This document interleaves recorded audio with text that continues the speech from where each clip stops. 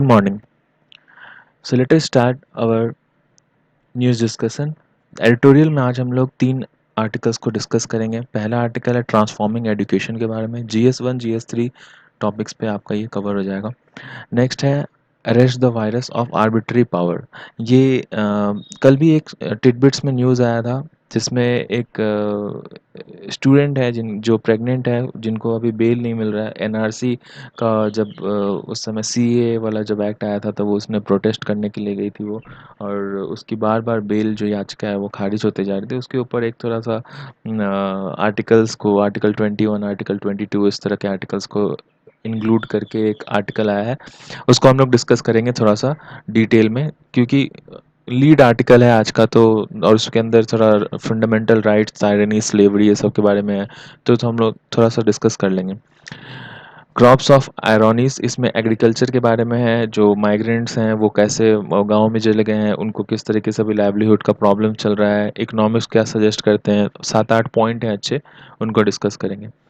इन सब से रिलेटेड सिर्फ एडिटोरियल्स और जितने भी न्यूज़ हैं उनसे रिलेटेड जो जो हमारे प्रीलिम से रिलेटेड हमारे न्यूज़ आज बनते हैं, उसमें 8 टॉपिक्स आज हम लोग डिस्कस करेंगे। सबसे पहला है RIC, Russia India China summit जो हुआ उसके बारे में। क्या है वो, इसके इम्प्लीकेशंस क्या हैं, फंडामेंटल्स क्या हैं, वो सब डिटेल में। वर्ल्ड वॉर 2, क्योंकि वर्ल्ड वॉर 2 के बारे में भी उसमें जिक्र हुआ है। जयशंकर जयशंकर जो डॉक्टर जयशंकर है उन्होंने ये वर्ल्ड वॉर 2 का जिक्र किया है। और बिकॉज अभी वहाँ पे विक्ट्री परेड चल रही है आपकी रशिया में, तो श्री राजनाथ राजनाथ सिंह भी वहाँ पे गए हुए हैं उस विक्ट्री परेड को अटेंड करने के लिए रशिया में। वो इसीलिए हुआ था, वर्ल्ड वॉर 2 ख़त्म हुआ था तो रशिया जो है जीता था, तो जिस वजह से वो विक्ट्री परेड वहाँ पे करवाता है।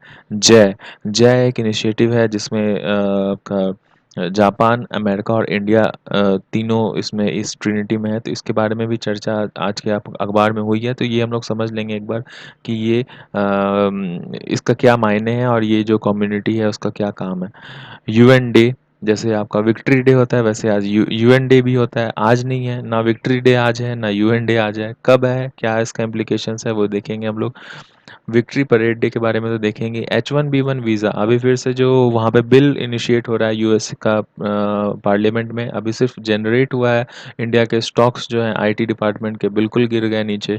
और काफ़ी लंबा प्रोसेस ये चल रहा है, बहुत दिन से चल रहा है, पिछले साल से चल रहा है। एग्ज़ाम में आया नहीं है, आने की बहुत ज़्यादा उम्मीद है। एग्ज़ाम में इसलिए नहीं आया यूपीएससी में क्योंकि यूपीएससी हमेशा वही सारे क्वेश्चंस और ये सब को इंक्लूड करता है जो सारे क्वेश्चन जो हैं एक्चुअली में आपके किसी भी एग्ज़ाम में वो आया होता है। मतलब ऐसा नहीं कि अगर वो नहीं आया है तो वो उसमें यूज़ जल्दी करते नहीं हैं। तो क्या पता वो अभी जब बिल बन गया और वो पास अगर होने वाला हो तो वो एग्ज़ाम में आपका आ जाए, बहुत ज़्यादा चांसेस है। तो डिटेल में हम लोग H1B1 के बारे में पढ़ लेंगे। डॉक्टर कोटनिस कौन है? सीनो जापानीज वॉर में कल डॉक्टर जयशंकर ने उनका जिक्र किया है रिक कॉन्फ्रेंस के दौरान। और सीनो जापानीज वॉर में एक इंडियन ने क्या भूमिका निभाई थी, वो उसके लिए पर्सनालिटी बेस्ड क्वेश्चन जो आते हैं हिस्ट्री में, तो उसके लिए काफ़ी इंपॉर्टेंट हो जाता है। पीएम किसान आपको पता होगा, एक बार रिवाइज कर लेंगे क्योंकि आज का आर्टिकल जो है पीएम किसान उसमें थोड़ा जिक्र है तो आपको समझ में अच्छा आएगा। फर्स्ट आर्टिकल के ऊपर चलते हैं, arrest of the virus of arbitrary powers. Context क्या है, ये जो गर्ल हैं इन्हीं को पकड़ा गया था उस टाइम पे। सिटीजनशिप अमेंडमेंट एक्ट जो 2019 आया था, तो उस टाइम पे इन्होंने जब वहाँ पे थोड़ा सा मतलब प्रोटेस्ट में ये शामिल हुई थी, तो उस टाइम पे इनको पकड़ करके और जेल में डाला गया था। बाद में इनके ऊपर चार्जेस जो हैं वो लगा दिए गए थे। फिलहाल ये जो आर्टिकल है, जो जो भी कोई लिखते हैं, तो इनका एक्चुअली कल भी एक आर्टिकल आया था द हिंदू में, लेकिन वो एडिटोरियल्स में नहीं था, वो ऐसे ही साइड में था कि उनको तीसरी बार जो बेल जो है वो तीसरी या चौथी बार जो है उनको बेल के लिए जो याचिका उन्होंने डाली थी, तो वो उनका जो रिजेक्ट हो गया था बार बार। शायद 5 महीने की ये प्रेग्नेंट है, तो बार बार इनका रिजेक्ट हो जा रहा था। और सोलिसिटर जनरल जो है इंडिया के, उन्होंने वो लड़ रहे हैं इनके खिलाफ में इंडिया के गवर्नमेंट ऑफ इंडिया की तरफ से। तो उनका ये कहना था कि 10 साल के अंदर करीब 32 या 29 डिलीवरीज हुई हैं हमारे इंडियन जेल्स में। तो ये कोई बहुत बड़ा इशू नहीं है जिसकी वजह से इनकी डिलीवरी की वजह से इनको हम यहाँ से छुट्टी दे दें। तो इस तरह का स्टेटमेंट उनकी तरफ से आया था, लेकिन कल शाम में इनकी जो है ये हमारे एडिटोरियल्स में नहीं लिखा है, मैं बस ऐसे ही बता रहा हूँ आपको कि एक प्रॉपर आपका ये नॉलेज हो, आप इसके बारे में अगर जाके सर्च करो, गूगल करो, तो आपको भी पता चले। कल शाम में बहुत लेट में इनका जो है कि वो बेल हो चुका, ह्यूमैनिटेरियन ग्राउंड्स पे इनको बेल दिया गया है। और ह्यूमैनिटेरियन ग्राउंड्स पे जब जब बातें आई तो सॉलिसिटर जनरल जो है हमारे, वो उन्होंने बोला कि ठीक है, ह्यूमैनिटेरियन ग्राउंड जब है तो I will not speak about anything about this, और इनको बेल दे देनी चाहिए दिल्ली पुलिस के हवाले से। लेकिन जो भी इनका इन्वेस्टिगेशन ऑफिसर होगा वो हर 15 दिन में इनसे कांटेक्ट में रहेगा, चाहे तो ये उनके कांटेक्ट में आएंगे, नहीं तो वो जाके इनसे मिलता रहेगा, और बातचीत जो है वो कंटिन्यू रहेगी, कम्युनिकेशन गैप नहीं रहेगा। टायरनी एंड स्लेवरी, तो आर्टिकल के ऊपर आते हैं। ये कहते हैं आर्टिकल में जो है 3 एग्जाम्पल दे करके ये समझाते हैं कि किस तरीके से आज की जो गवर्नमेंट है, हमारी सरकार है, वो किस तरीके से अथॉरिटेरियन सरकार बन गई है। टायरेनी और स्लेवरी इस तरह का जो वर्ड्स वो यूज़ कर रहे हैं, आर्टिकल्स भी इसमें यूज़ करेंगे, बताएंगे हम लोग आगे। सबसे पहले वो बोलते हैं टायरेनी और स्लेवरी यूज़ हो रहा है। आर्बिट्री पावर मतलब अपने मन से, अगर आर्बिट्री का मतलब अपने मन से अगर कोई पावर यूज़ करता है और उसमें एब्सेंस ऑफ लॉ हो जाता है, मतलब कोई अगर एक रूल्स रेगुलेशंस नहीं है हमारे संस्था में, तो उसमें बहुत ज़्यादा प्रॉब्लम हो जाता है किसी भी चीज़ को काम करने में, प्रिडिक्ट करने में कि ये कैसे हो सकता है। आपको कुछ पता नहीं होता है कब क्या कौन कर दे, आपको कुछ नहीं पता होता है। और सबसे बड़ी बात कि अगर ये एक्सरसाइज डेमोक्रेटिक संस्था में हो रहा है, जिसमें आप खुद से गवर्नमेंट चुन करके भेजे हो सेंटर पे, और वहाँ पे अगर इस तरीके के प्रॉब्लम्स क्रिएट होते हैं, तो वो बहुत और भी ज़्यादा वो मतलब प्रॉब्लम क्रिएट कर सकता है आगे फ्यूचर में। जो फ्रीक्वेंट आर्बिट्रेरीनेस है जो पॉलिटिकल डोमेन में, वो मतलब आजकल फ़िलहाल ऐसा देखा जा रहा है कि क्रूअल ऑपरेशन ऑफ लोकल जनता जो है, जो भी प्रोटेस्ट करते हैं उनका उनको ऑप्रेस कर दिया जाता है, उनको दबा दिया जाता है गवर्नमेंट के थ्रू। तो ये जो काफ़ी फ्रीक्वेंट आजकल हो गया है, और जब भी ये बहुत ज़्यादा फ्रीक्वेंट हो जाता है तो उसे टायरेनी हम कहने लगते हैं। और अगर इसके अलावा अगर सिर्फ ये तो गवर्नमेंट फॉर्म में हो गया ना, कि गवर्नमेंट फॉर्म में अगर बहुत ज़्यादा फ्रीक्वेंट आर्बिट्रेटनेस अगर प्रैक्टिस किया जाता है तो उसको हम टायरेनी का नाम देते हैं। दूसरा, अगर सोशल हेमिस्फीयर में, मतलब है कि सोशल हेमिस्फीयर मतलब कि गवर्नमेंट नहीं, आप जैसे कोई अगर आप एम्प्लॉयर हो, आप किसी कंपनी या फर्म के मालिक हो, या फिर अपने घर में किसी काम वाली को बुलाते हो, तो उसके ऊपर भी अगर आप थोड़ा सा मतलब अपना विम्स एंड फैंसी से, बिना लॉ के या फिर बिना ह्यूमैनिटेरियन ग्राउंड्स के उससे ज़बरदस्ती किसी भी तरीके से वो काम करवाते हो, एज़ अ स्लेव उसे काम करवाते हो, तो वो जो है आगे स्लेवरी के का रूप ले लेता है। जैसे डोमेस्टिक लेबरर्स हैं जो हमारे घर पे काम करते हैं, अगर वो टाइम से नहीं आए तो उनको बिना संडे के, बिना छुट्टी दिए हुए उनसे दोनों टाइम काम करवाया जाता है। वो बहुत सारी जो छुट्टियाँ उन्हें देने में थोड़ा-सा लोग हिचकिचाते हैं, उनको ना पीएफ कटता है, ना कुछ करता है, तो ये सब भी एक तरह का स्लेवरी ही है। इधर वे ये दोनों में स्लेवरी हो या फिर टायरेनी हो, दोनों में से कोई सा भी अगर फॉर्म हो, तो वो हमारा बेसिक जो फ्रीडम, जो हमारा फंडामेंटल जो फ्रीडम हमारा जो है, बेसिक फ्रीडम, उसको वो उसका हनन करता है। तो अब आगे वो क्या कहते हैं, कनेक्शन क्या है इस बीच में टायर आर्बिट्रेटनेस में और लॉस ऑफ फ्रीडम में हमारा, ये 3 बार में बताएंगे। ये देखिए, पहले ये आपका आर्बिट्रेटनेस के ऊपर बताएंगे कि लॉस ऑफ फ्रीडम कैसे है, फिर वो टायरेनी के ऊपर बताएंगे कि लॉस ऑफ फ्रीडम कैसे है, फिर इमरजेंसी के टाइम पे, जैसे हमारा यहाँ पे कुछ दिन पहले जो इमरजेंसी लगा था, आज के दिन जो है उसका एनिवर्सरी है, जो एनिवर्सरी जो लगा, सॉरी, जो इमरजेंसी जो उस टाइम पे लगा था, उस वो आज ही के दिन लगा, 24 जून को ही लगा था। तो जो एनिवर्सरी है इमरजेंसी का, उस टाइम पे क्या हमारे साथ बीता था, और उसके बाद क्या वाटरशेड मूवमेंट आना चाहिए था लेकिन हमारे पास आया नहीं, और अभी हमारे हमारे पास जो मौका है वो, और या फिर अभी जो सिचुएशन है, वो किस तरीके से हमें इमरजेंसी की याद दिलाती है, ये पूरा खाका है इस एडिटोरियल का। तो सबसे पहले ये अभी स्टार्ट कर रहे हैं फर्स्ट वाले से, आर्बिट्रेटनेस को कैसे, फ्रीडम और आर्बिट्रेटनेस के बीच में क्या आपका रिलेशन है। तो सबसे पहले देखते हैं कि ये एक कहानी के थ्रू बताते हैं कि देखिए, अगर हमारे पास कि कोई भी चीज़ का अगर हमें पता होता है कि वो किस तरीके से फंक्शन कर रहा है, किसी भी जगह में अगर कोडिफाइड लॉ होता है, तो वो एक स्टेबिलिटी लाता है आपके सिस्टम के अंदर, और वो एक फंडामेंटल आपका जो है सिस्टम में सिग्निफिकेंट फ्रीडम जो है आपको मतलब इंश्योर करवाता है कि आपको ये चीज़ अगर आप ये सब काम करोगे तो आपको कोई प्रॉब्लम नहीं होगी। आप अगर लॉ के अंतर्गत रह के काम करोगे तो आपको कोई प्रॉब्लम नहीं होगी। फॉर एग्ज़ाम्पल जैसे राइटर लिखते हैं कि अगर मुझे रोड पे पता है कि मुझे लेफ्ट हैंड साइड से ही ट्रैवल करना है और कोई मुझे लेफ्ट हैंड साइड में सारे लोग लेफ्ट से हैंड साइड से ही जाएँगे, तो मैं उसमें आराम से चला सकता हूँ। मैं उसी लेन में जाऊँगा, मेरे को ये चीज़ का टेंशन नहीं होगा कि आगे से कोई आके मेरे को ठोकर मार देगा। तो और इसमें मैं स्पीड में भी अगर लिखा रहेगा कि स्पीड इतना ही होना चाहिए, तो मैं उसी स्पीड में जाऊँगा वहाँ से, और तो फिर मैं ये भी कैलकुलेट कर सकता हूँ कि मैं घर से ऑफिस कितना टाइम पे पहुँच सकता हूँ या फिर ऑफिस से घर कितने टाइम पहुँच सकता हूँ, और अपना उस हिसाब से जो दिन भर का जो दिनचर्या है उसको मैं एडजस्ट कर सकता हूँ। लेकिन उसके ठीक उलट अगर आप देखो कि अगर लॉ नहीं हो और आर्बिट्रेरियस अगर आ जाए आपके समाज में, आपके रोड पे, ट्रैफिक पे, तो ट्रैफिक का ही अगर आप एक एग्जांपल ले लो, तो देखो कि अगर कोई कोई पुलिस वाला अगर वहाँ पे ज़ेब्रा क्रॉसिंग के पास है और 2 व्हीकल आके वहाँ पे रुकती है, 2 कार या फिर बाइक आके वहाँ पे रुकती है। तो पुलिस वाला जो है उसमें एक जो आदमी है उसको जो चालान काटता है और उसका सब कुछ करता है, जो प्रोसीजर है फाइन लगाने का, और जो दूसरा आदमी है उसको वो छोड़ देता है। क्यों छोड़ देता है? वो उसकी मर्ज़ी है कि भाई मैं वो उसको छोड़ दिया। और इससे भी बुरा अगर दूसरा केस आप देखो तो ऐसा भी हो सकता है कि एक दोनों आके ज़ेब्रा क्रॉसिंग के पास रुके, लेकिन एक आदमी का आके वो लाइसेंस छीन लिया, उसकी गाड़ी ज़ब्त कर ली, और जो दूसरा आदमी है उसको कुछ भी नहीं किया, उसको बोला कि ठीक है तुमको जाना है, तुम जाओ आगे। तो इसके अलावा एक और इससे भी वर्स क्या हो सकता है कि जब पुलिसमैन खड़ा है वहाँ पे, आपकी गाड़ी आके रुकी दोनों ज़ेब्रा क्रॉसिंग के आगे, लेकिन 2 गज पीछे आपके कोई ने ज़ेब्रा क्रॉसिंग के बहुत पीछे भी रोका है कि आपका लाइट देख के, लेकिन उसका भी ट्रैफिक पुलिसमैन जा कर के उसका लाइसेंस और या फिर जो भी फाइन वाइन जो है उसका काट दिया। क्यों? बस इसलिए क्योंकि उसके गाड़ी का कलर या फिर डिज़ाइन उस पुलिसमैन को अच्छा नहीं लगा। ये क्या है? ये है कि जब आप किसी दूसरे के मर्ज़ी के ऊपर उसके व्हिम्स एंड फैंसी उसके इच्छाओं के अनुसार आप ज़िंदा हो। जो पावरफुल है वहाँ पे, वो कहते हैं ना कि with more authority comes more responsibility. तो वो इसके बारे में है कि आर्बिट्रेरियस तभी होता है जब आप रिस्पॉन्सिबली काम ना करो। आपके पास पावर तो है, आपके पास अथॉरिटी तो है, लेकिन आप अपने अथॉरिटी और पावर को रिस्पॉन्सिबिलिटी निभा नहीं पा रहे हो। तो वो आर्बिट्रेरियस के ऊपर में कन्वर्ट हो जाता है।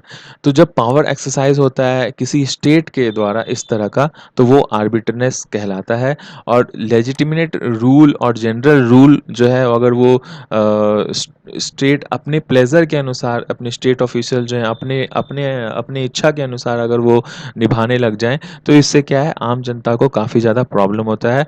और सबसे ज़्यादा अगर एक्सट्रीम एग्जांपल आप देखो तो पॉलिटिकल इंस्लेवमेंट भी कहते हैं इसको, जो जो चाटुकारी और इस टाइप का जो वर्ड्स होते हैं वो भी इससे कहते हैं। फॉर एग्जांपल, जब कॉलोनलाइज भी थे हम लोग, जब हमारे ब्रिटिश हमें जब कॉलोनी थी हम लोग, ब्रिटिश की कॉलोनी थी हम लोग, तो उस टाइम पे भी ब्रिटिश क्या करता है नहीं करता है उसके लाइक्स डिसलाइक्स के ऊपर उसको जितना मर्जी उतना वो टैक्स लगा देगा। आप कुछ कह नहीं सकते हो। तो कुछ लॉज अगर थे भी उस टाइम पे तो सिर्फ ब्रिटिशर्स के लिए ज़्यादा कर खास करके थे। यहाँ पे वो लोग सिर्फ बिजनेस करने आए थे, उनको कोई मतलब नहीं था कि आप भूखे मरो या फिर आप में यहाँ पे भुखमरी आए या फिर कोई प्लेग फैल जाए, कुछ भी उनको वो सब कुछ छोड़कर सिर्फ अपना प्रॉफिट देखते थे। वैसे ही कुछ सोशल प्रैक्टिस होता है, इसको स्लेवरी मतलब कैटेगराइज करते हैं लोग, जब इस टाइप का जो है सोशल प्रैक्टिस होता है, जब हम लोग एम्प्लॉयर के विम और फैंसीज के ऊपर में हम लोग चलते हैं। तो क्या है, मास्टर जो है वो कुछ भी कर सकता है। मास्टर जो है आपको ओन करता है ना, आपको खरीद चुका है, तो आप उसके अंदर सांस ले रहे हो, उसके इच्छा के अनुसार वो बोलेगा सांस लेने तो लोगे, वो बोलेगा उठो तो उठोगे, बैठने बोलेगा बैठोगे, खाने बोलेगा खाओगे, सोने बोलेगा सोओगे, जो कर उसके मर्जी के अनुसार होगा। रात को वो चाहे तो आपको कितने बजे भी उठा के बोलेगा जा करके फील्ड पे काम करो, क्योंकि इस टाइम पे काम करने का उसको, काम करवाने का उसको मन है। तो ये एक तरह का स्लेवरी है। तो इसमें अगर वो चैरिटी करता है तो आपको अच्छा लगेगा। एक मोमेंट में ऐसा हो सकता है कि वो चैरिटी करने लग जाए, आपके प्रति थोड़ा-सा अफेक्शन दिखाए कि ठीक है थोड़ा देर बैठ के आराम कर लो। लेकिन दूसरे ही मोमेंट की है कि रात को 4 बजे भी उठाकर बोले नहीं, नहीं आज सुबह-सुबह जाकर के वहाँ पे फसल काटना है या फिर वो वहाँ पे कुछ भी खेती करनी है, जो भी करना है। तो ये आपके मास्टर के डिस्पोज़ल पे हमारी ज़िंदगी कट रही है। वो चाह रहा है तो हम जी रहे हैं, वो नहीं चाहेगा तो क्या पता हम कल ना भी जिएँ। तो इसके अलावा एक और एग्जाम्पल वो देते हैं, अदर एग्जाम्पल, कि such arbitrary powers was routinely exercised by patriarchy in family and even continues today। जो जो पैट्रियार्की मतलब आप समझते होंगे कि पुरुषवाद, जो जो हमारी जो सोसाइटी है उसमें पुरुष का ज़्यादा चलता है।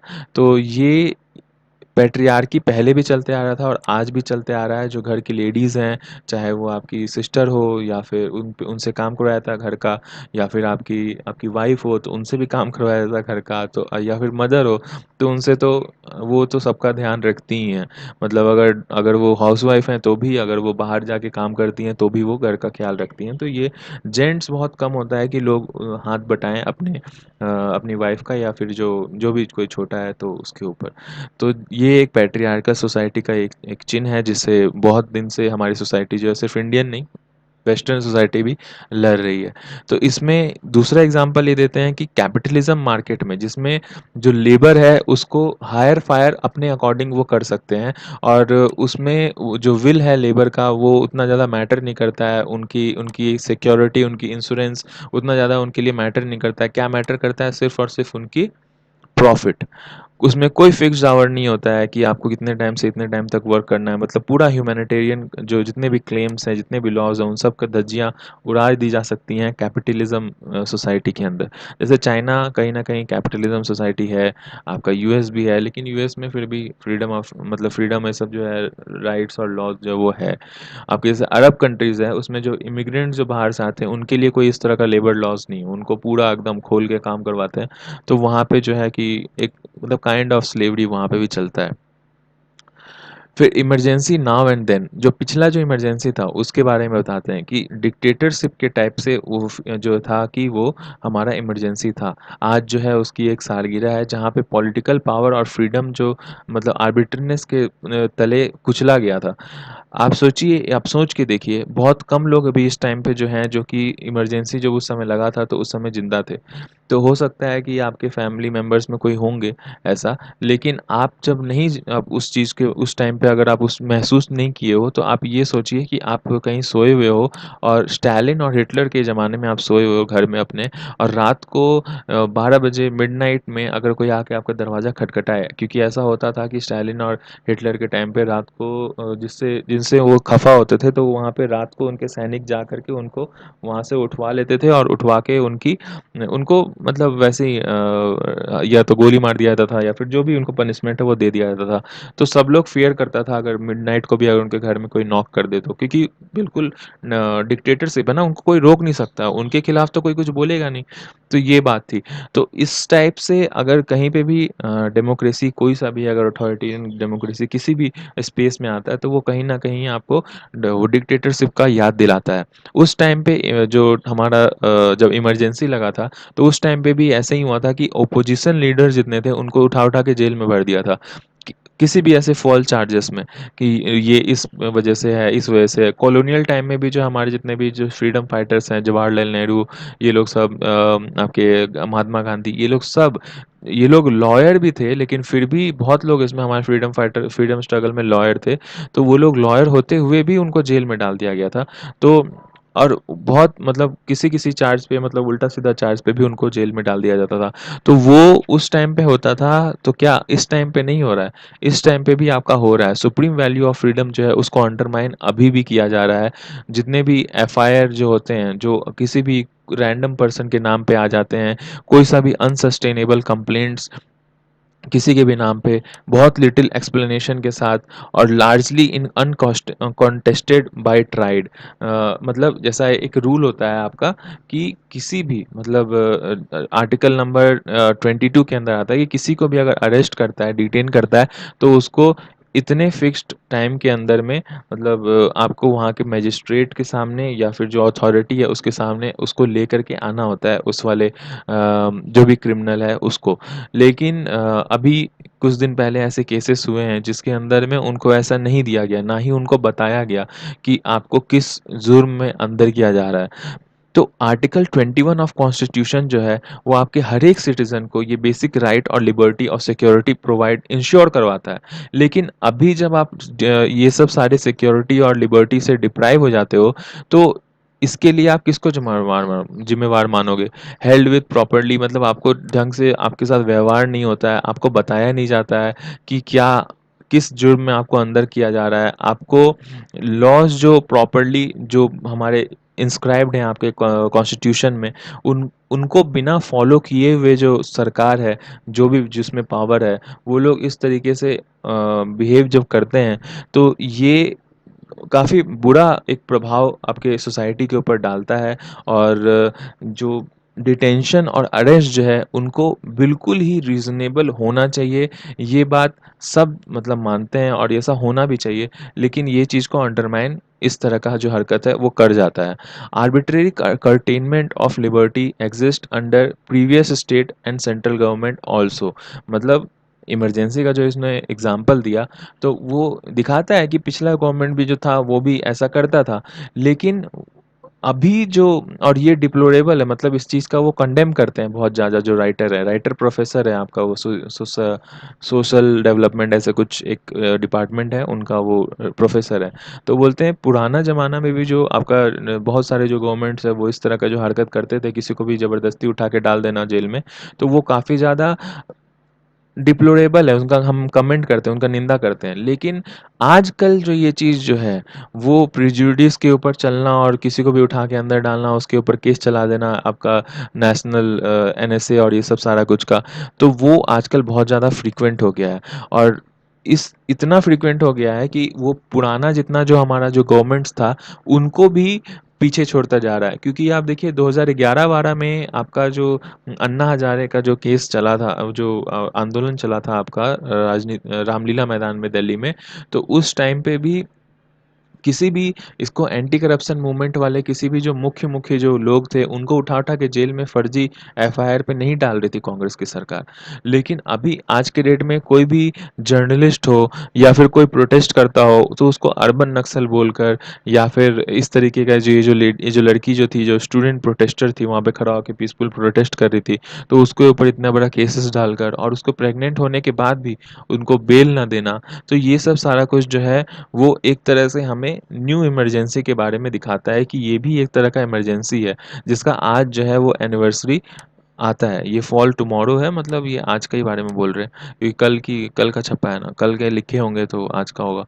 तो ये एक ब्रीफ क्रिटिकल फेज़ है हमारे इंडियन पॉलिटिकल सिस्टम का, जहाँ पे जो रूल है वो काफ़ी ज़्यादा ऑथोरिटेरियन है। और उस टाइम पे इमरजेंसी जब लगा था हमारा, तो उस टाइम पे एक मोड़ आया था हमारे इंडियन मतलब सिस्टम में, पॉलिटिकल सिस्टम में, जिस समय हमें डिसाइड करना था कि इधर हम ऑथोरिटेरियन गवर्नमेंट की तरफ जाएं, जैसे कम्युनिस्ट या फिर ऐसे कुछ एक हो जिसमें कि डिक्टेटरशिप टाइप का हो जाए और जो भी रूल करे वो हमारे ऊपर बिल्कुल जो मन वो वैसा विम्स एंड फैंसी के अनुसार हमारे ऊपर रूल करे, या फिर एक मैच्योर डेमोक्रेसी की तरफ हम घूमें।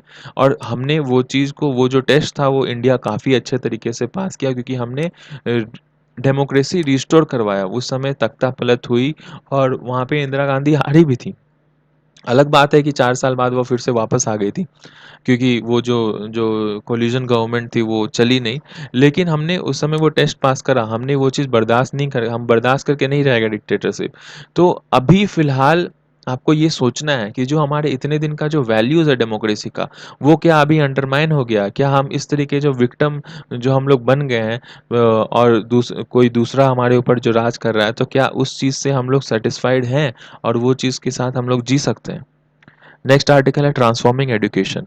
तो इस वाले में वो कहती हैं कि हमें एजुकेशन जो सिस्टम है, जो जो राइटर है वो साइंटिस्ट हैं आपकी, और साइंस एंड टेक्नोलॉजी वो पढ़ती हैं, भार्डवा ऐसे कुछ नाम है। तो वो ये कहती हैं कि हम हमारे जो एजुकेशन सिस्टम है उसको उसमें सब बताता तो है कि एडुके मतलब एनवायरनमेंट के साथ आपको अच्छा करना चाहिए और एनवायरनमेंट के साथ हमें कनेक्टेड फ़ील करना चाहिए। एनवायरनमेंट है तो ही हम हैं, ईटीसी, ईटीसी। लेकिन वो हमारे बिहेवियर में नहीं है। कहना अलग बात होता है और उस चीज़ को इम्प्लीमेंट करना, उस चीज़ को प्रैक्टिस करना अलग बहुत ही अलग बात होता है। इसमें जो थोड़ा हम लोग चेंजेस ला सकते हैं अपने एजुकेशन सिस्टम में ही चेंज लेकर के आ सकते हैं। क्योंकि अभी कोविड-19 हुआ, हमारे सारे इकोनॉमीज़ जो हैं बिल्कुल गिर गए, धराशायी हो गए सारे, सिर्फ़ अपना इंडिया का नहीं पूरे वर्ल्ड में। लेकिन मुझे ऐसा लगता है कि अभी जैसे ही कोविड-19 खत्म होगा तो फिर अभी तो सब लोग जागरूक है कि हम लोग को एनवायरनमेंट के लिए ये करना चाहिए, वो करना चाहिए। लेकिन जैसे ही ये लॉकडाउन खत्म होगा, नॉर्मल जब वैक्सीन्स अभी जब बन जाएगा या फिर अभी अभी से अगर जैसे 7, 8, 10 महीने बाद, तो हम लोग ये सब कुछ भूल जाएँगे। हम लोग जो ग्रीन इकोनॉमी की जो बातें कर रहे हैं, वो सब कुछ भूल जाएँगे। तो हमें एक लैंडस्केप मूवमेंट चाहिए जिसके अंदर हम लोग इकोनॉमी में भी हम लोग अपना एक रिफॉर्म लेकर के आएँ, फूड सिस्टम मतलब ईटिंग हैबिट्स ये सब में भी एक रिफॉर्म लेकर के आएँ और पीडियोगोगिस जिसके बारे में ये आर्टिकल है, टीचिंग मेथड में भी हम एक रिफॉर्म लेकर के आएँ। वो कहती हैं कि बहुत ज़्यादा बातें होती हैं ग्रीन इकोनॉमी के लिए, इन्वेस्ट करें हम बहुत से ज़्यादा इकोनॉमी करें ग्रीन इकोनॉमी के अंदर ज़्यादा से ज़्यादा हम लोग रिन्यूएबल एनर्जी को यूज़ करें और हम लोग ट्रांसपोर्ट में किस तरीके का कल ही हमने एक आर्टिकल पढ़ा था कि CO2 को किस तरीके से कम करना है। तो उस वजह से नीति आयोग के साथ हमारे जो गवर्नमेंट है वो हमारे नीति आयोग जो है वो एक इंटरनेशनल संस्था के साथ किस तरीके से वो एक कोलैब करके और आगे प्रोग्राम्स और प्लान्स बना रही हैं। तो ये सब अक्सर आप सुनते रहते होगे, होते रहेगा। लेकिन अभी से 15-18 महीने बाद जब वैक्सीन निकल जाएगा और जो नॉर्मल हमारा लाइफ जो है वो चालू हो जाएगा, तब हम देखेंगे कि कितने लोग ग्रीन इकोनॉमी और क्लाइमेट चेंज को मतलब उसी प्रॉमिसिंग वे में वो फॉलो कर रहे हैं। तो इस समय जो ट्रांसफॉर्म चाहिए हम लोग को ताकि एक connected sustainable web of life continued रहे और जैसे डिज़ायर्ड है वैसे हम लोग आगे कंटिन्यू कर पाएँ। तो उसके लिए हम लोग को एडुकेट करना होगा अपने आप को, उसके बारे में सोचना पड़ेगा हम लोग को कि हम लोग किस तरीके से एडुकेट करें। तो डिफरेंट टाइप ऑफ एजुकेशन किस तरीके से वो ये कहती हैं कि हम लोग बचपन में जैसे पढ़ना शुरू किए थे, तो उसमें हम लोग नेचुरल वर्ल्ड और एवरीडे लाइफ इन दोनों को लिंक करके नहीं पढ़ते थे। हम लोग बुक को पढ़ते थे कि एज़ अ बुक पढ़ रहे हैं, उसके अंदर जो भी चीज़ लिख रहा है उसको मतलब बहुत बार ऐसा सुने होंगे आप, लोग कहते हैं कि हम मैथ्स में जो इतना फ़ॉर्मूलाज़ पढ़े, तो उस फ़ॉर्मूलाज़ का क्या फ़ायदा हुआ? ए प्लस बी होल स्क्वायर का जो फ़ॉर्मूला पढ़े, वो मैंने आज तक देखा ही नहीं कहाँ पे यूज़ नहीं हुआ, कहाँ पे यूज़ हुआ हो।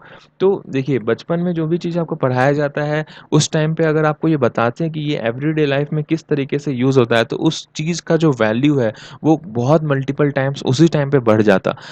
जो भी लोग ऐसा कहते हैं कि वो ए प्लस बी होल स्क्वायर कहीं पे यूज़ नहीं हुआ, जस्ट बिकॉज़ कि वो उस वाले स्पेयर में नहीं गए, उस वाले जो जो जहाँ पे वो इसको यूज़ करना था, जैसे कि अगर वो इंजीनियरिंग डिपार्टमेंट में होते, सिविल इंजीनियर होते या फिर कहीं स्पेस इंजीनियर होते, तो उनको डेली उस चीज़ को यूज़ करना पड़ता, वो भी डेली लाइफ में। वो जो भी चीज़ मशीन बना रहे हैं, कहीं पे अगर कुछ घर बनाने का कहीं पे मेज़रमेंट कर रहे हैं, वो डेली यूज़ में उस चीज़ को यूज़ करते और वो देखते कि कैलकुलेशन कितना ज़्यादा ईज़ी हो जाता है उस चीज़ को वो फ़ॉर्मूलाज़ को यूज़ करने के लिए। अगर फ़ॉर्मूला वो यूज़ नहीं होता, नहीं कर पाते या फिर वो फ़ॉर्मूला नहीं होता, तो पता नहीं किस तरह से वो जो जो जितने भी बड़े-बड़े सम्स थे, वो लोग आपका वो चीज़ को कम मतलब जल्दी से जल्दी सॉल्व कर पाते।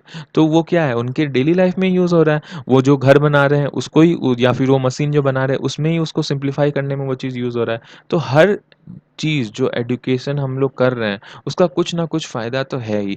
जिस वजह से वो एजुकेशनल हमारे करिकुलम में शामिल है और बच्चों को भी वो चीज़ पढ़ाया जाता है। लेकिन उसको कनेक्ट करना हमारी एजुकेशन सिस्टम में अभी नहीं है।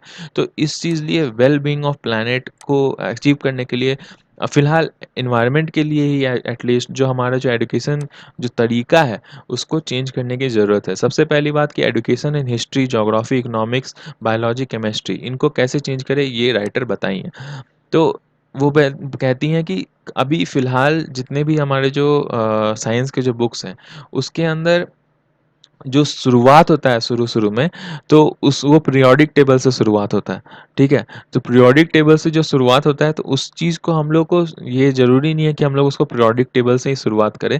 हम लोग उस चीज़ को मतलब कहाँ से लाइफ स्टार्ट होती है आपके सोशल एनवायरनमेंट में, वहाँ से स्टार्ट कर सकते हैं।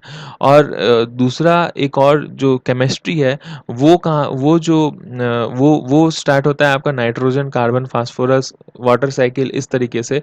तो उनको हम लोग लिंक कर सकते हैं कि बायोस्फीयर, रॉक्स, मिनरल्स, इसमें इसका क्या नाइट्रोजन, कार्बन, फास्फोरस का क्या लिंक है, वो दोनों आपस में किस तरीके से फ्रेम किए जा सकते हैं। अगर हम लोग ये सब सारा कुछ कर सकते हैं, तो ये एक तरीका का ट्रेनिंग होगा जो कि आपको बताएगा कि किस प्रकार से क्या हो रहा है और आपके आसपास में उस पढ़ाई का क्या महत्व है। फॉर एग्जाम्पल, जब ब्रिटिश सिस्टम यहाँ आया था, हम लोग हिस्ट्री में पढ़ते हैं कि ब्रिटिश सिस्टम आया, रेलवे लाया। लेकिन ब्रिटिश सिस्टम जब आया था तो अभी तक बहुत सारे रेलवे स्टेशन, पटरियां जो है वो ब्रिटिश टाइम की ही है। और आप देखोगे कि वो पटरी के नीचे जो है, अभी अभी तो जैसे नया नया जितना ही पटरी आ रहा है उसके नीचे आपको सीमेंटेड वो ब्लॉक्स हैं, जो बीच बीच में जिसके ऊपर पटरी रखा जाता है, जो आपका बेस है वो सीमेंटेड है। लेकिन उस टाइम पे ऐसा नहीं था, उस टाइम पे लकड़ी हुआ करता था। तो उनको अगर पढ़ाया जाता कि हिस्ट्री में कि सिर्फ लकड़ी से ही वो बनाते थे, तो उस वजह से वहाँ की जनजाति, जहाँ से फॉरेस्ट, वो जो उस फॉरेस्ट में ट्राइबल्स लोग रहते थे, उनके ऊपर क्या असर पड़ा उस वो लकड़ी के काटने से। वहाँ पे जितने भी स्पीसीज जो हमारे फॉरेस्ट डिफॉरेस्टेशन होके कट के खत्म हो गए, वहाँ के स्पीसीज का क्या हुआ, लुप्त हो गए, क्या हुआ। तो ये सब को अगर उस टाइम से अगर वो लिंक करके बचपन से ही अगर लोगों को बताते जाएं, इन्वायरमेंट के ऊपर हर चीज़ का क्या असर पड़ता है, क्या होता है, तो आई थिंक कि जो नई जनरेशन है वो और भी ज़्यादा जागरूक होकर बाहर निकलेगी। और हमारे जो क्लाइमेट जो चेंजेस की जो इतने ज़्यादा मेहनत हमें करना पड़ता है, वो थोड़ा-सा कहीं न कहीं हम लोग कम कर पाएँगे। एक स्मॉल बिगिनिंग इसका हो चुका है, जैसे 4-5-6 राइटर हैं, वो लोग अपने तरीके से जो है एनवायरनमेंट को चेंज करने का वो एक तरीका उन्होंने ढूँढ लिया है, जिसमें वो बताते हैं कि जितने भी जो चेंजेस हमारे अराउंड हैं, जितने भी जो मूवमेंट्स हो रहे हैं हमारे, वो सारा कुछ एंथ्रोपोजेनिक है। एंथ्रोपोजेनिक मतलब हमारे ह्यूमन से रिलेटेड है, इंटरलिंक्ड है। और इसमें हमें जो है कि मेन स्ट्रीम में, अभी ये तो कुछ एग्जांपल्स है ना, तो हमें मेन स्ट्रीम में थोड़ा-सा और ज़्यादा जो है करिकुलम्स को डेवलप करके लाना होगा, ताकि जो रीस्ट्रक्चरिंग है और जो रीबिल्ड ऑफ मटेरियल है, वो हम लोग नॉलेज के थ्रू और भी ज़्यादा बढ़िया बना सकें। एग्जाम्पल जो हैं, जितने भी जो राइटर्स हैं नए-नए, वो लोग जो जिस प्रकार से वो लोग नया-नया आपका चेंजेस लेकर के, रिफॉर्म्स लेकर के आए हैं इस क्षेत्र में, जैसे-जैसे ये राइटर बता रही हैं कि लिंकेज करके वो जो पढ़ाना शुरू करना चाहिए, तो इस लिंकेज में करके पढ़ा रहे हैं कोई लोग, जैसे कि unruly water by Sunil Amrith. ये डिस्क्राइब करते हैं सब continents history by looking at rain, river and coast, कि कहाँ पे कोस्ट बना तो क्यों बना, रिवर जो वहाँ पे है तो वो किस तरीके से वहाँ से वो अपना डाइवर्ट होके अपना नया जो रूट है वो ले लिया, तो क्यों ले लिया। वहाँ पे अगर कहीं पे डेजर्ट है, वहाँ पर रेन नहीं आता है, तो डेजर्ट क्यों है, क्योंकि वहाँ पर रेन नहीं आता है। कहीं पे ज़्यादा है कि बहुत ज़्यादा रेन आता है, तो वहाँ पे क्यों इतना ज़्यादा रेन आता है। अगर रेन आता है तो वहाँ पे जो वाटर है, तो वो वहाँ से वाटर शेड होके क्यों बाहर चला जाता है, हम लोग उसको क्यों नहीं हम उसको रोक पाते हैं।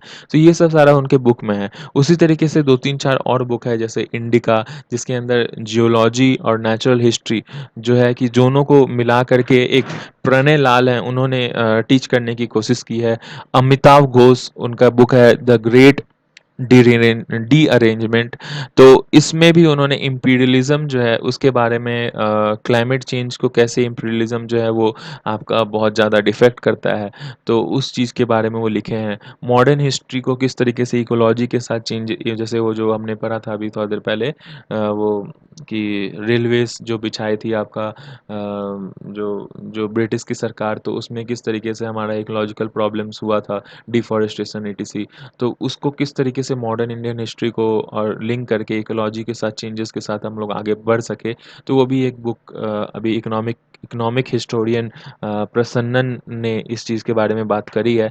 और भी बहुत सारे नोवेलिस्ट और पोएट्स जो हैं वो इस क्षेत्र में काम कर रहे हैं, जिसमें इंटीग्रेटेड एंथ्रोपोजिन पोसिनी राइटिंग हो रही है। मतलब इंटीग्रेटेड एंथ्रोपोजन मतलब ह्यूमन से रिलेटेड जितना भी इंटरलिंक्ड जितने भी प्रॉब्लम्स हैं, उन सब चीज़ों के ऊपर में आपका जो है वो काम हो रहा है। तो ये सब वो कहती हैं कि ये सब सिर्फ़ ऐसे ही नहीं चलना चाहिए, इस चीज़ को आपका जो है कि मेन स्ट्रीम में भी उतारना चाहिए और भी जो हमारे करिकुलम के बच्चों के जो बुक्स हैं, उस चीज़ को भी उ उसमें भी उतारना चाहिए ताकि ये जो अनचेक्ड रैपासियोसनेस है, रैपासियोसनेस का मतलब एग्रेसिवली ग्रीडी ग्रास्पिंग, मतलब हम लोग सिर्फ़ अपने मतलब से जो है कि हम लोग अपना जो कैपिटलिज़्म वाला जो सोसाइटी जो होता है कि अपने सिर्फ़ मतलब और प्रॉफ़िट के लिए हम लोग ज़्यादा देखते हैं। हम लोग लॉन्ग टर्म जो इफ़ेक्ट है उसके एनवायरनमेंट में के ऊपर और अपने आस-पास की जितने भी चीज़ें हैं, उसके ऊपर या फिर फॉर मतलब ये अगर एजुकेशन का भी देखिए कि सिर्फ़ रट के और एग्ज़ाम पास कर जाना सिर्फ़ जो पॉइंट ऑफ व्यू से हम लोग सोच के पढ़ाई करते हैं। हम लोग ये नहीं सोचते हैं कि अगर मान लीजिए हम एग्ज़ाम में फ़ेल भी हो जाते हैं किसी कारणवश, फिर भी जो ये जो नॉलेज जो आएगा मेरे पास तो वो किस प्रकार से हमें आगे और हेल्प कर पाएगा। तो ये सब सारा कुछ के ऊपर सोचना बहुत ज़रूरी है क्योंकि तभी हमारे सोसाइटी में जो है वो एक फ़िज़िकल वर्ल्ड में जो है वो लिविंग क्रिएचर के साथ इक्विलिब्रियम कहीं न कहीं आ पाएगा और अगर ये नहीं आ पाया इक्विलिब्रियम तो बहुत ज़्यादा प्रॉब्लम होगी। नेक्स्ट आर्टिकल है क्रॉप ऑफ आयरनीज़। तो जब ये माइग्रेंट जो थे आपके शहर गए थे वो कमाने के लिए लेकिन शहर में जो है उनको इतना सारा प्रॉब्लम हो गया अभी लॉकडाउन की वजह से उनके जो एम्प्लॉइज़ थे वो लोग उनको निकाल दिए वहाँ से और उनको वहाँ बोले कि अब हम आपको सपोर्ट नहीं कर सकते तो आपको जैसे रहना है रहो। तो इनके पास उतनी सेविंग्स भी नहीं होती है कि वो अपने वहाँ पे रुक पाते हैं। सरकार जो है उनको खाना-वाना सब प्रोवाइड करवा रही थी कहीं-कहीं पे। लेकिन सरकारी सिस्टम आपको पता ही है कि उसका कोई गारंटी नहीं होता। अगर बाय चांस किसी 1-2 दिन अगर वो मिस कर गए, तो आजकल तो लोग ऐसे भी हैं कि अगर आप मिस कर जाओ तो फिर सरकार के ऊपर अगर आप कहा मतलब सवाल उठा दो तो वो कहते हैं कि अभी इस टाइम पे भी तुम सवाल उठा रहे हो सरकार के ऊपर, वो इतना कुछ कर रही है फिर भी सवाल है। लेकिन वो ठीक है, हम नहीं उठाएँगे उनके सवाल, लेकिन वो एक दिन तो वो भूखा रह गया ना वो माइग्रेंट, उनके पास तो कोई खाना लेकर के नहीं आया। दूसरा बात कि सिर्फ़ खाना ही से ज़िंदा नहीं रहते ना लोग, उसके अलावा भी बहुत सारे काम होते हैं, जैसे कि आप सरकार तो सिर्फ़ खाना प्रोवाइड कर रही है, कुछ-कुछ जगह पे एनजीओज़ जो हैं वो दूध भी प्रोवाइड करवा रहे हैं। लेकिन अगर किसी के घर में बच्चा है 2 साल, 3 साल, 5 साल, 6 साल, मतलब 6 साल तो फिर भी चल जाएगा, लेकिन 2 ती मतलब अगर 1-2 साल से छोटा बच्चा है, तो वो सिर्फ़ खाना तो नहीं खा सकता है, उसको तो दूध, दही जो भी उनके साथ दवाइयाँ हैं और वो सब चीज़ के लिए खर्चा उनको चाहिए। तो जितने भी उनकी सेविंग्स तो होती नहीं है उतनी, तो जितने भी सेविंग्स था उनका खत्म हो गया, तो वो अब वापस गाँव की तरफ गए। तो गाँव की तरफ गए तो वहाँ पर अब उनको वहाँ पे भी अभी थोड़ा-सा कुछ-कुछ प्रॉब्लम चल रहा है। जैसे कि आपकी जैसे ही अभी आपकी रबी की फसल कटने वाली थी, कोई-कोई अभी काटे भी नहीं थे क्योंकि लेबर का कमी था। तो क्योंकि सब लोग वहाँ से गाँव से जो पंजाब-वंजाब साइड में जो है कि वो लोग लेबर लोग सब अपने-अपने गाँव चले गए। तो जिस वजह से माइग्रेशन की वजह से जो है वो लोग काटे नहीं थे अभी उसी बीच में जो है तूफ़ान आ गया, आपका बहुत जगह पे ओले भी गिर गए, जिस वजह से उनका जो फसल है बहुत ज़्यादा प्रॉब्लम में आ गया और वो बहुत लोग खराब भी हो गया बहुत सारा का फसल। तो अभी ये कह रही है सरकार कि जितने भी जो माइग्रेशन हुआ है, जितना अभी लॉकडाउन जो हुआ था वो हम लोग इसलिए किए थे कि कोरोना को हम लोग रोक सकें। लेकिन जो अभी माइग्रेशन जो हो रहा है, उसमें कोरोना रुकने की जगह पे अब गाँव-गाँव में पहुँच गया कोरोना, जहाँ पे हमारा मेडिकल जो इंफ्रास्ट्रक्चर है, वो उतना ज़्यादा स्ट्रॉन्ग नहीं है। और one nation one ration card जो हमने अभी परसों वाले लेक्चर में पढ़ा था, ये क्या होता है? इसमें सब्सिडाइज़्ड फूड आइटम्स जो हैं वो सरकार प्रोवाइड करवाती है किसी भी इंडिविजुअल को जिसके मान लीजिए अगर राशन कार्ड नहीं है तो फिर भी उसको आधार कार्ड और ये सब सारा कुछ के ऊपर में उनको प्रोवाइड करवाने का आजकल नया-नया मतलब एक अभी मुहिम चल रहा है। कुछ दिन तक अभी और चलेगा जिसके ऊपर जो चीफ मिनिस्टर्स हैं अभी 8-10 स्टेट के, वो लोग ये बोले थे। सोनिया गांधी मैम भी बोली थी अभी कुछ दिन पहले कि आप इस चीज़ को थोड़ा-सा और एक्सटेंड कीजिए क्योंकि अभी जो है वो परचेज़िंग पावर जो है अभी आया नहीं है। अभी तक वापस पटरी पे जो है वो लौटा नहीं है गाँव का जो जो आपका जो इकोनॉमी है वो। तो इन सब चीज़ को कैसे फ़िक्स कर सकते हैं? आपके फूड ग्रेन्स और पल्सेस जो हैं वो गाँव में उनको मिल रहा है, जितने भी जो लोग हैं, जिनके पास राशन कार्ड नहीं है, उनको भी जून-जुलाई तक तो मिलेगा ही और उसके बाद फिर भी वो थोड़ा बहुत स्ट्रगल कर रही है हमारी जनता क्योंकि ये हमारा इंडिया में प्रॉब्लम पुराना है कि हम लोग में जितना भी पॉलिसी हम लोग बनाते हैं, उसको इम्प्लीमेंट करने के बीच में थोड़ा बहुत गैप तो आता ही है। सिर्फ़ और सिर्फ़ इसमें सरकार इन्वॉल्व नहीं है, हमारे जो इलिटरेट जो जो जनता है वो भी इसमें इन्वॉल्व्ड है क्योंकि उनको पता ही नहीं होता कहाँ पे क्या लेके जाना है, कहाँ से क्या मिलेगा। किस जगह पे माँगना है, बहुत लोगों को पता होता है लेकिन सबको नहीं पता होता है। तो अभी जो प्रॉब्लम्स जितने आए हैं, जो जिसमें रबी क्रॉप्स आपके जो हैं वो हार्वेस्टिंग के टाइम पे थे लेकिन वो अभी हेल और स्टॉर्म की वजह से खराब होने लग गए।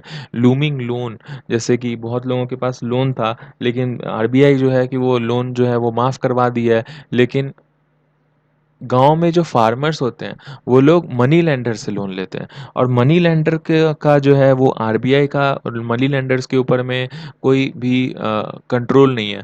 तो आरबीआई बैंक्स जो प्राइवेट बैंक्स हैं, उनका तो वो लोग लोन जो है कि वो माफ़ करवा दी मतलब बोले कि 3 महीने के बाद से आप लेना शुरू करना, अभी फ़िलहाल 3 महीने का वो उनको स्किप करवा दो। तो उनका तो चलिए जो जो बैंक से लिए हैं उनका तो काम हो गया, लेकिन जो मनी लेंडर्स ही हैं उनके साथ क्या? उनका तो अभी भी प्रॉब्लम वैसे ही है। और ऊपर से अभी वो जो टिड्डा जो सेना आया था, लोकस्ट इन्वेशन जो हुआ था आपके बहुत सारे उधर गुजरात और राजस्थान और आपका उत्तर प्रदेश में बहुत जगह पे लोकस्ट जो है वो फसल उनका ख़राब कर दिए, दलहन-वलहन का फसल, तो वो सब से और ज़्यादा प्रॉब्लम हो गया। तो सरकार एमएसपी तो अभी लेकर के आई है, 14 खरीफ क्रॉप जो है उनका जो है कि वो ले रेट जो है वो मतलब सेट कर दी है इतना कि किसान को उतना प्रॉब्लम नहीं होगा।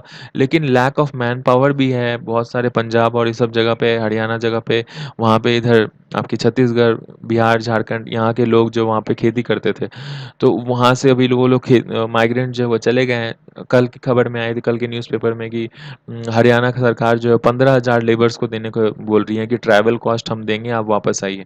और भी बहुत सारे लोग जो हैं, बहुत सारे स्टेट के बहुत सारे लोग जो हैं, वो अपने-अपने वर्कर्स को बुलवा रहे हैं कि आप घर आइए और यहाँ पे आप वापस आइए अपने इस स्टेट में और क्योंकि हमें लेबर जो है वो प्रॉब्लम हो रहा है, लेबर सप्लाई जो है हमारा बिल्कुल ख़त्म हो रहा है और हमारा जो जो जो धंधा है वो इस चीज़ पे प्रॉब्लम में पहुंच रहा है। तो स्टेप्स क्या बताते हैं इकोनॉमिक्स? इकोनॉमिक्स ये सजेस्ट करते हैं कि आप कैश क्रॉप के अलावा फूड क्रॉप्स के ऊपर ज़्यादा ध्यान दीजिए फ़िलहाल, क्योंकि अभी बहुत फ्री में भी फूड बता है, तो जिस वजह से आगे हो सकता है कि फूड क्रॉप्स में हमें थोड़ा-सा इस चीज़ को मद्देनज़र रखते हुए कि डिज़ास्टर भी आ सकता है या फिर कुछ भी हो सकता है, तो उस वजह से थोड़ा-सा फूड क्रॉप जो है फिर से आपको ज़्यादा उगाने की ज़रूरत है। प्राइम मिनिस्टर जो है जैसे बोलते हैं कि गो लोकल, तो गो लोकल के जब बोलते हैं तो इसमें एग्रीकल्चर में भी गो लोकल होना पड़ेगा आपको। किस प्रकार से कि आपको जो कोल्ड से चेन सप्लाई चेन जो है कोल्ड रूम सप्लाई चेन जो है उन सब के ऊपर या फिर जो आपका इनडायरेक्ट सप्लाई चेन है, जो कैसे मार्केट जाती है, जैसे कि कितने सारे स्टार्टअप खुल रहा है। अभी एक बिहार में एक स्टार्टअप खुला था जो कि बिग फर्म्स जैसे कि बिग बाज़ार है आपका, विशाल मेगा मार्ट है, वहाँ पे भी जो है आपका एग्रीकल्चर प्रोडक्ट्स आजकल मिलने लग गया है, एग्रो प्रोडक्ट्स। और फिर बहुत सारा लेज़ और मतलब लेज़ तो नहीं, लेज़ का तो एक ऑथराइज़्ड है कि वो उसी टाइप का आलू लेता है। लेकिन और भी बहुत सारे ऐसे पिकल्स वाले जो हैं, जो लोकल पिकल्स वाले हैं, तो उनको वो लोग क्या है कि एग्रीकल्चर गाँव से जो खेती-बाड़ी वाला जो लोग हैं, उनसे वो अच्छे दाम पर उनसे वो एग्रो प्रोडक्ट्स खरीद कर जो सब्ज़ी या फिर जो भी है ग्रेन्स, उनसे खरीद कर उन सब लोगों को वो ट्रांसफ़र करवा रहे हैं। बड़े-बड़े मॉल्स और इस तरह के बिज़नेस फ़र्म्स को वो ट्रांसफ़र करवा रहे हैं। अभी जो तो फिर वो इस वाले फर्म्स ऐसे करने से क्या है कि बहुत ज़्यादा किसान को भी फ़ायदा हो रहा है, उनको भी फ़ायदा हो रहा है और शायद 1 या 2 साल में कुछ मिलियन उनका जो है कि टर्नओवर हो गया है। तो ये इस तरीके के जो सप्लाई चेन है, इनके ऊपर आपको इन्वेस्ट करना है। इस तरह के जो स्टार्टअप्स हैं, इनके ऊपर आपको इन्वेस्ट करने की ज़रूरत है, भारत सरकार के लोगों को और इंक्रीज़ करना होगा गवर्नमेंट एलोकेशंस भी। गवर्नमेंट को भी कुछ काम करना पड़ेगा। फॉर एग्ज़ाम्पल पीएम किसान स्कीम जो था, पीएम किसान सिम मैंने यहाँ ऊपर लगाया है, आप देख सकते हो। पीएम किसान स्कीम के अंतर्गत क्या है, 12 crore small and marginal farmers को इसके ऊपर फ़ायदा होगा। अगर उसका लैंड जो है वो 2 हेक्टेयर्स तक है, तो वो इस चीज़ में उसको पैसे मिलेंगे भारत सरकार से, जिसके अंदर वो उनको किस्त में पैसे मिलेंगे और किस्त में उनको पैसे मिलेंगे मतलब एक बार में ही नहीं मिल जाएगा, साल भर में शायद 6,000 तक का मिलने का उनको है स्कीम। तो इ इनको सरकार को भी जो है कि वो ऐसा नहीं करना है, लैंडलेस लेबर्स में जो है कि वो नहीं इन्वॉल्व हैं, तो लैंडलेस लेबर को भी किस तरीके से पैसे पहुँचाए जाएँ उनके बैंक अकाउंट में, तो उसके ऊपर जो है कि सरकार को सोचने की ज़रूरत है कि किस तरीके से availability of seeds and fertilisers भी टाइमली हो जाए। जितने भी जो केंद्र है, कृषि केंद्र है, वो सब जगहों पे या फिर बीज भंडार है, वहाँ पे और जितने भी ग्राम सभा है, उनको आप रोपिन करके और ऐसा डिस्ट्रिक्ट अथॉरिटी जो जिला परिषद है, ये सब में उनको बुलवा बुलवा कर उनसे पूछा जाए कि आपको और किस तरीके से हम हेल्प कर सकें और उसको जो है कि प्रॉपर्ली उसको गवर्न किया जाए। तभी जाके हम लोग इंश्योर कर पाएँगे कि जो हमारे फार्मर्स हैं वो ठीक-ठाक मतलब सर्वाइव कर पा रहे हैं और वो ठीक अपने उनकी जो स्थिति है वो ठीक है। क्योंकि आप देखिए कि जो फार्मर्स की क्षमता थी, वो हमें इतने दिन तक लॉकडाउन होने के बावजूद भी कभी भी फूड ग्रेन्स की जो है हमारे यहाँ पे कमी नहीं होने दिया उन्होंने। तो फिर भी तो लेकिन फिर भी हमारा जो जो इंडिया है वो वर्ल्ड रैंकिंग में वर्ल्ड फूड हंगर डे के दिन जो मार्च 8 को किया गया था, मनाया गया था, उसमें हमारा जो देश है वो 102 रैंक आया था 117 के। मतलब 117 कंट्रीज़ में 102 रैंक आया था हमारा। जबकि हमारा जो एग्रीकल्चर में जो मतलब जो जो जनता है वो बहुत ज़्यादा है, मतलब 17% ऑफ इंडिया का जो जीडीपी है वो एग्रीकल्चर से आता है। नियरली 50% ऑफ कंट्रीज़ पॉपुलेशन जो है वो एग्रीकल्चर के ऊपर डिपेंडेंट है। और प्रधानमंत्री का जो जो विज़न है वो 2022 तक फार्मर्स इनकम डबल करने का विज़न है।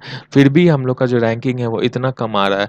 तो आप देखिए कि इस टाइम पे बिल्कुल ये जो फार्मर्स हैं उनको हमें हेल्प करने का ज़रूरत है, क्योंकि लॉकडाउन के टाइम पे जब उन्होंने हमें बिल्कुल भी ऐसा नहीं होने दिया कि कभी भी फूड ग्रेन्स का या सब चीज़ का हमें कमी हो पाया, तो हमारा भी इस समय फ़र्ज़ बनता है कि हम लोग लोकल में इन्वेस्ट करें और भी जो जितने जो तरीके के जो जो गवर्नमेंट के लिए जो उन्होंने बताया है रास्ता, उन सब चीज़ को गवर्नमेंट से फ़ॉलो करवाएँ। H1B1 वीज़ा के ऊपर आते हैं, क्या है ये? Why in news? तो गवर्नमेंट में जैसा आपको पता ही है, अभी यूएस में प्रोटेक्शनिस्ट पॉलिसी जो है ट्रम्प के बाद आने के बाद से ये चल रहा है, और ट्रम्प का ऐसा उस समय ही ऐसा कहना था कि H1B1 वीज़ा में हम चेंजेस लेकर के आएँगे, वहाँ के ऐसे हम करेंगे कि अमेरिकन फर्स्ट हो, और जितने भी वहाँ पे जो बिग जायंट कंपनीज़ हैं, आईटी फर्म्स हैं, वो लोग सब बाहर से इमिग्रेंट्स बुलवा कर, और वहाँ पे जो जॉब अमेरिकन का ख़त्म हो रहा है, तो उनको किस तरीके से रिवाइव करवाएँ हम लोग फिर से, उसके ऊपर हम ध्यान दे करके आगे सब चीज़ों को मामलों को बढ़ाएँगे। तो उसी के ऊपर H1B1 वीज़ा का जो है कि वो बिल लेकर के वो लोग आने का सोच रहे हैं, जिसमें कि यूएस में जितने भी जो काम करने वाले नॉन माइग्रेंट्स वर्कर्स हैं, वो लोग एम्प्लॉय जो हैं वो जो ग्रेजुएट एम्प्लॉइज़ हैं, एमटेक जो जो एमटेक किए हुए हैं या फिर एमएस किए हुए हैं, वो लोग जो एम्प्लॉइज़ हैं, वो लोग ज़्यादातर H1B वीज़ाज़ ही लेकर के आते हैं। तो और उनके जो डिपेंडेंट होते हैं वो लोग L1 वीज़ा लेकर के आते हैं। तो वो उसमें अभी क्या चेंजेस क्या लेकर के आ रही है वहाँ की सरकार, कि H1B वीज़ा जो है programme bill, H1B visa programme bill, उसके अंदर जो H1B1 का जो मिनिमम जो सैलरी था ना, वो $60,000 से उठाकर $1,00,000 कर दिए वो लोग। तो इससे क्या होगा, पहले इमिग्रेंट्स इसीलिए वो लोग बुलाते थे वहाँ के कंपनीज़, क्योंकि इनको जो है वो थोड़ा-सा अमेरिकन जो वहाँ पे नॉर्मल अमेरिकन है, उनसे कम इनको देना पड़ता था सैलरी। तो जिस वजह से इनको वहाँ पे हायर करके और वहाँ पे वो अपना काम सस्ते में निकाल लेते थे। जितना में अमेरिकन वो हायर करेंगे, उतने में ये लोग 2 भारतीय या फिर कोई दूसरे जैसे बांग्लादेशी या फिर पाकिस्तानी वो हायर करके और वहाँ पे अपना काम निकाल ले रहे थे। लेकिन अब जो ये अगर जब ये रूल बन जाएगा कि उनका जो इनकम है वो भी आपका एवरेज अमेरिकन के इनकम के बराबर होना चाहिए, तो ये चीज़ जो है कि वहाँ पे कहीं न कहीं थोड़ा बहुत कम होने लग जाएगा, कि बाहर के माइग्रेंट्स को वो लोग थोड़ा प्रेफ़र कम करने लग जाएँगे, क्योंकि अब फिर वहाँ से मँगवाना है, उनको बुलवाना है, और भी फ्यूचर में बहुत सारे कुछ-कुछ प्रॉब्लम्स आते ही रहते हैं माइग्रेंट्स को लेके। तो ये सब चीज़ से उनको छुटकारा मिल सकता है, और बहुत लोग इससे एनॉय होने जाएँगे कि पैसा जब फ़ायदा हो नहीं रहा तो उनको बाहर से क्यों बुलवाना? इस तरीके का वहाँ पे जो थिंकिंग आने लग जाएगा। और अभी फ़िलहाल जो है जितने भी वहाँ पे मास्टर डिग्री करके गए हैं, उनको ज़्यादा कुछ पेपर वर्क नहीं करना पड़ता था फ़र्म में, जिस भी फ़र्म में वो काम करते थे। लेकिन अगर ये H1B प्रोग्राम वाला जो बिल जो है वो पास हो जाता है, तो उनको बहुत ज़्यादा प्रॉब्लम हो जाएगा, क्योंकि उनको बहुत मास्टर्स होने के बाद भी बहुत ज़्यादा मतलब पेपर वर्क जो है वो सारा कुछ एज़ अ फॉरेन वर्कर उनको भरना पड़ेगा, काम करना पड़ेगा। और तीसरा एक क्या है कि 50% से ज़्यादा या फिर 50 एम्प्लॉयी से ज़्यादा आप लोग H1B या फिर L1 वीज़ा होल्डर्स को अपने अंदर एम्प्लॉय नहीं करवा सकते। तो आपको इस सब चीज़ में भी देख कर के उस सारे फॉर्म्स को चलना पड़ेगा। अब जो प्रेसिडेंट हैं, जो डोनाल्ड ट्रंप, वो इस इश्यू पे क्यों आए? क्योंकि उनको शुरू से ही ऐसा था कि हम इमिग्रेशन पॉलिसी को ठीक करेंगे और यूएस फर्स्ट जो है, अमेरिकन वर्कर्स फर्स्ट जो है, उस चीज़ के ऊपर काम करेंगे। जो अंडरकट होता है अमेरिकन वर्कर्स का, जैसे मान लीजिए कहीं पे कुछ वैकेंसी अगर रह गई है, तो उनको फटाक से जो वहाँ की जो फर्म है, वो किसी दूसरे माइग्रेंट्स को बुलवा करके और वो उस वैकेंसी को जो है वो भर देते थे। अमेरिकन वर्कर्स के लिए उतना ज़्यादा वैकेंसी व्यक्ति वहाँ पे रह नहीं पाता था, जिस वजह से जॉबलेसनेस और बैंकरप्सी और ये सब सारा कुछ वहाँ पे जो मतलब लोग फेस करते थे। जो डोनाल्ड ट्रंप है उन्होंने ये भी एक एग्जांपल दिया था कि जैसे कैसे एचसीएल जो कंपनी है और सीटीएस ये सब जो है वो हायर किया था आईटी प्रोफेशनल, वो मतलब बाहर से वो लोग आईटी प्रोफेशनल्स बुलवा लिए थे हायर करके। और किस लिए हायर किए थे, क्योंकि उनको कुछ काम मिला था, टेंडर जो मिला था वो डिज्नी वर्ल्ड फ्लोरिडा मतलब यूएस की कंपनी से मिला था, लेकिन वो हायर कर लिए किसी इमिग्रेंट्स को, उसी कॉन्ट्रैक्ट को दे दिए वो लोग इमिग्रेंट्स को। तो इस वजह से जो है उनको काफ़ी ज़्यादा उस टाइम पे ऐसा कंसर्न लगा था कि ये जो बिल है वो लेकर के आना चाहिए। तो इसको इंडियन कंपनीज़ के ऊपर ये क्या असर पड़ेगा, जैसे मैंने शुरू में इंट्रोडक्शन में आपको बताया कि इंडियन फर्म जो हैं वो उस चीज़ से काफ़ी ज़्यादा घाटे में है, क्योंकि इंक्रीज़ लोकल हायरिंग से जो है कि उनके जो जब अभी फ़िलहाल ही कल देखिए जैसे बिल पेश ही हुआ था, तो आपका बहुत ज़्यादा जो है 22,000 करोड़ जो है मार्केट वैल्यूएशन जो स्टॉक्स स्टॉक्स में सब जो है 22,000 करोड़ का उनको घाटा हो गया। तो आगे चल के डिपेंड करता है कि कौन-सा प्रेसिडेंट वहाँ पे आता है और वो क्या अडॉप्ट करता है, ये बिल पास करता है या फिर वो खारिज करता है। फ़िलहाल जो बहुत बड़े-बड़े फ़र्म्स जो हैं वहाँ के यूएस के, वो लोग तो इस तरीके के मतलब इस चीज़ को वो लोग बोल रहे हैं कि भाई ये तो ठीक नहीं है आपका। जैसे सुंदर पिचाई ने भी बोला है कि जो अमेरिका जो आज है उसका जो पावर है उसका, जो आज जो वर्ल्ड लीडर, ग्लोबल लीडर है, टेक जायंट है, वो उसमें बहुत बड़ा हाथ इमिग्रेंट्स का है। और अगर आप इमिग्रेंट्स के साथ इस तरीके से सौदेला व्यवहार करोगे, तो उससे आपको भी प्रॉब्लम होगा। तो सिर्फ़ ये सुंदर पिचाई का बात नहीं, और भी अगर बड़े जायंट्स 4, 5, 6 लोग अगर बोलना शुरू कर दिए, तो आप समझिए कि ये चीज़ का मतलब इस चीज़ को पाल मतलब लागू हो पाना बहुत मुश्किल है।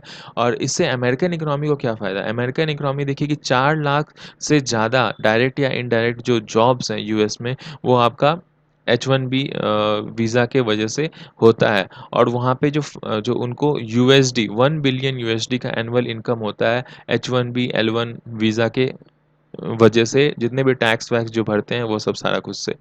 और इससे क्या है, इंडस्ट्रीज़ जितने भी जो शिफ्ट हो रही हैं आपकी डिजिटल टेक्नोलॉजी के ऊपर जा रही हैं, मतलब अब जो पेपर वर्क है वो थोड़ा कम कर दिया है लोग और डिजिटली सब काम करने लग गए हैं। तो उसके लिए उनको ऑन साइट डिप्लॉयमेंट चाहिए, और ऑन साइट डिप्लॉयमेंट उनको जब चाहिए, तो उनको इस तरीके के जो वीज़ाज़ के थ्रू जो बाहर से जो एक्सपर्ट्स हैं उनको बुला करके वहाँ पे लेकर के आना पड़ेगा। नहीं तो लोकल में तो क्या पता अगर उनको एक्सपर्ट्स ना मिले, क्योंकि अमेरिका में जो है कि बहुत ज़्यादा जो हाई है कॉस्ट आपका एजुकेशन का, जिस वजह से बहुत लोग वहाँ पे ज़्यादा दूर तक नहीं पढ़ पाते हैं और नहीं पढ़ते हैं वो लोग कॉस्ट की वजह से।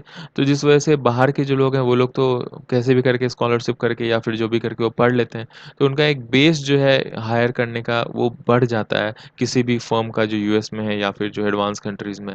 जिस वजह से भी वो लोग ज़्यादातर हायर करते हैं। नेक्स्ट हमारा आर्टिकल है रिस्क के बारे में। तो रसिया, इंडिया जो है, चाइना ग्रुपिंग जो है, कल आपको पता है कि वो इसका वीडियो कॉन्फ्रेंसिंग के थ्रू ये लोग सब तीनों बात किए।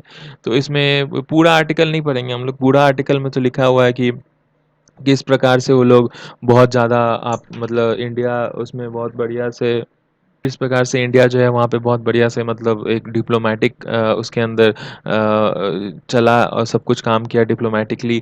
और वहाँ पे मतलब कुछ जैसे अभी जो इतना टेंशन चल रहा है लेकिन फिर भी अपना मर्यादा में रह के इंडिया वहाँ पे काम किया। ये सब वहाँ पे कांग्रेचुलेशंस और वी अप्रिशिएट दिस दैट वो सब है। वो सब हमारे काम का नहीं है। जो हमारे काम का है वो ये हम लोग इसमें पढ़ते हैं कि जैसे डॉक्टर जयशंकर ने क्या-क्या कहा वहाँ पे। तो एक्सटर्नल डॉक्टर जयशंकर ने कहा कि हमें प्रिंसिपल को अपहोल्ड करना चाहिए इंटरनेशनल रिलेशनशिप का, क्योंकि वर्ल्ड वॉर टू जब हुआ था तो उस समय ये चीज़ जो प्रिंसिपल जो है fundamental principle of international relations है, वो चीज़ फॉलो नहीं हो पाया था उस टाइम पे, जिस वजह से जो है कि वो वॉर उस टाइम पे हुआ था।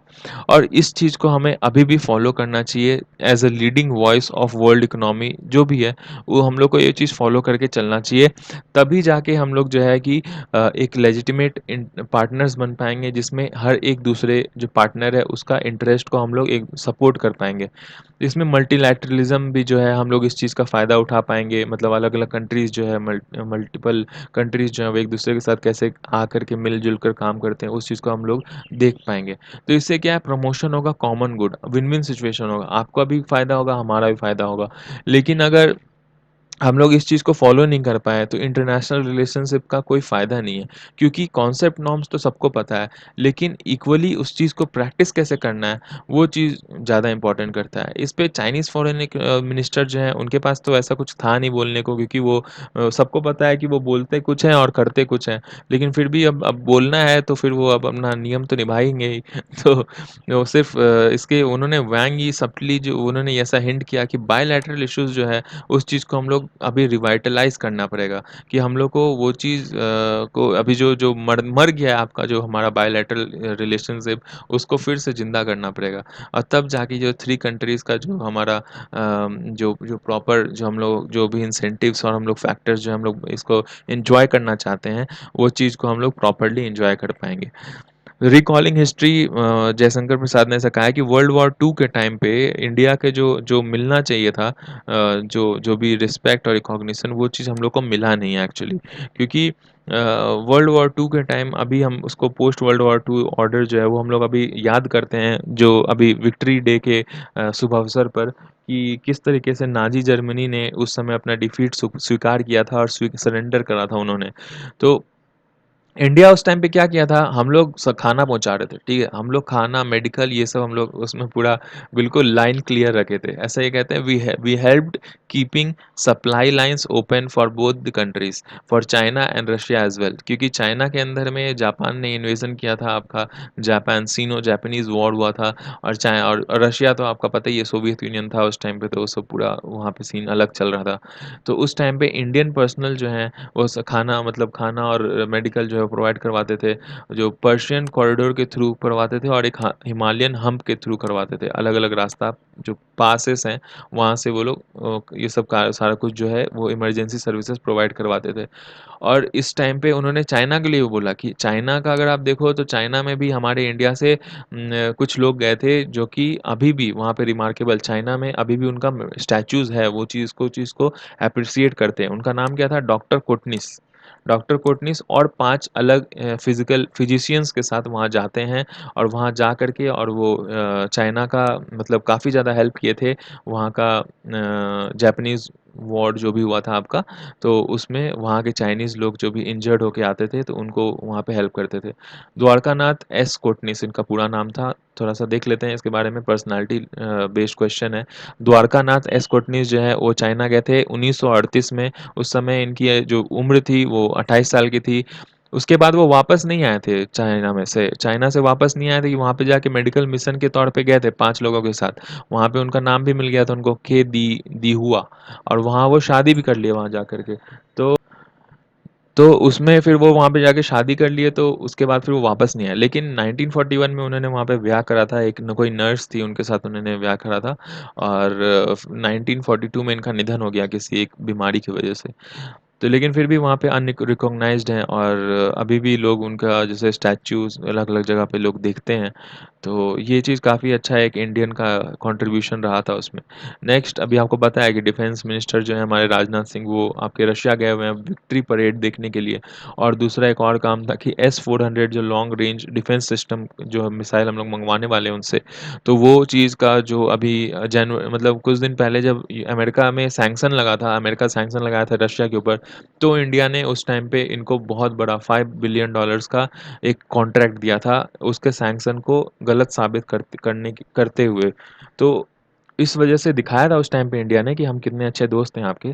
तो ये जो दोस्ती उन्होंने दिखाया था, तो उस चीज़ का अभी डिलीवरी लेना है, कि अब वो कह रहे हैं कि मुझे ज़रूरत है, तो राजनाथ सिंह बोल रहे हैं मुझे ज़रूरत है, मेरे को जल्दी से डिलीवरी दो। तो मॉस्को भी इस चीज़ के ऊपर अभी कंसर्न्स कर रहा है। देखिए आरआईसी जो अभी गया था, तो उसके पीछे 3-4 और मिनिस्ट्री भी वहाँ पहुँची थी।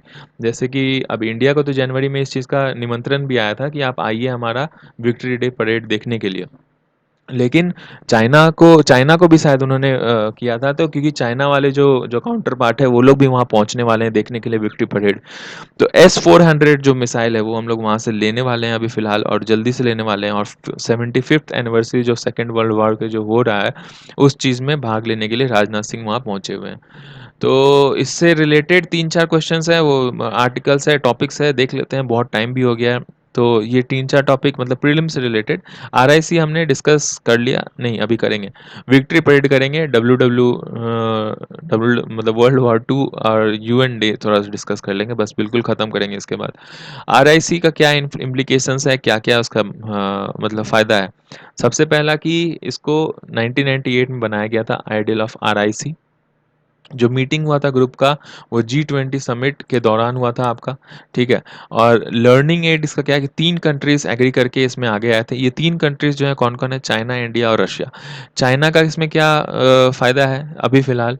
चाइना के इसमें ये है फ़ायदा कि अभी वो अपना मत रखना चाहता है, उसको जैसे ग्लोबली भी अभी वर्ल्ड ट्रेड ट्रेड सेंटर में उसको एंटी डंपिंग रूल से उसको रिहा नहीं किया। अभी भी लोग जो है कि उसके ऊपर एंटी डंपिंग डंपिंग रूल और ट्रैफिक जो है, वो टैरिफ जो है वो लगाएँगे उसके ऊपर। तो वो चाह रहा है कि अभी जो इंडिया वाला जो मार्केट है वो कम से कम उसको बच जाए, वो उस ना उसके हाथ से निकले। रशिया का क्या फ़ायदा है कि रशिया का फ़ायदा ये है कि उसको जैसे आपको पता है कि सैंक्शन-वैंक्शन उसके ऊपर लगा रहता है। तो चाइना इंडिया मिला के बहुत बड़ा इकोनॉमी है, तो उसको क्या है कि इन दोनों में अगर हार्मनी रहेगा भाई, तो हम मेरा भी काम निकलता रहेगा। जो यूरेशियन जो उनका बेल्ट है थोड़ा-सा हमारा उसमें भी उसका इन्फ्लुएंस जो है वो थोड़ा-सा और बढ़ रहा है अभी धीरे-धीरे। और अगर ये दोनों भी ठीक रहा तो वियतनाम, कंबोडिया ये लोग सब तो है ही, इनके साथ भी मेरा ठीक-ठाक इकोनॉमी चलता रहेगा। और इंडिया क्या क्या क्या मत है, क्या फ़ायदा है? इंडिया का ये फ़ायदा है कि वो रशिया के थ्रू वो चाहते हैं कि यूरेशियन बेल्ट में थोड़ा-सा और उनका पकड़ बने, जो इधर यूरोपियन, यूरेशियन जो कंट्रीज़ है, वो सब में थोड़ा-सा इनका और पकड़ बने। और इसी साथ-साथ में जो है कि वो चाहते हैं कि और किस तरीके से जो पावर है इनका मतलब कि थोड़ा-सा डाइवर्स मल्टीलैटरल जो कंट्रीज़ हैं, उनके साथ किस तरीके से और सुधर जाए। ब्रिक्स और एससीओ जो है वो तो है ही, लेकिन ब्रिक्स एससीओ के जो कोर कंट्रीज़ हैं वो उनमें से ये आता है। और तीनों के पास न्यूक्लियर पावर है और तीनों जो है 3 में से जो 2 है वो यूएनएससी में पार्टनर मतलब परमानेंट मेंबर है, और इंडिया जो है वो अपना चाह रहा है कि भाई मेरे को भी बनवा लो कैसे भी करके। और ये तीनों मिल करके टोटल मिला लगाइए कि 19% लैंड मास है पूरे वर्ल्ड में, और 33% जो जीडीपी है वर्ल्ड का वो ये लोग तीनों ही शेयर करते हैं। रशिया का जो है अब देखिए कि इकोनॉमिक इम्पोर्टेंस क्या है कि रसिया एक्सपोर्टर बनना चाहता है बहुत बड़ा।